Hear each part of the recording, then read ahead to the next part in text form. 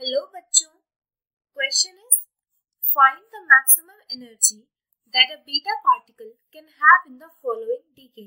हमें एक DK reaction दे रखी है जिसमें जो इलेक्ट्रॉन है ये हमारा बीटा पार्टिकल है। इसकी हमें मैक्सिमम एनर्जी बतानी है कि ये कितनी एनर्जी पोजेस करता है, जिसके लिए हमें एटॉमिक मास दे रखा है Lu का और HF का। सबसे पहले हम सोल्यूशन देखते हैं। हमें एक डीके रिएक्शन दे रखी है। इस इलेक्ट्रॉन यानी कि इस बीटा पार्टिकल की हमें मैक्सिमम एनर्जी बतानी है। ये V जो है ये है हमारा एंटी न्यूट्रिनो।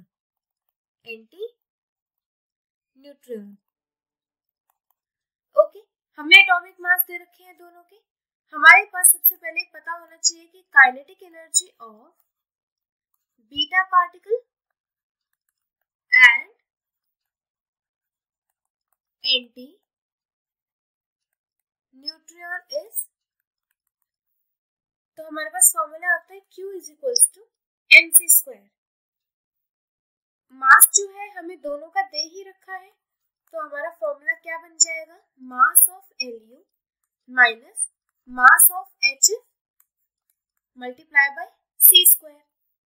अब हम इसकी वैल्यूज डालेंगे तो ये है हमारे पास 175.942694 माइनस HF की है हमारे पास 175.941420, और इन दोनों की एटॉमिक मास यूनिट यानी कि UU है वो हमने कॉमन लेके बाहर रख दी।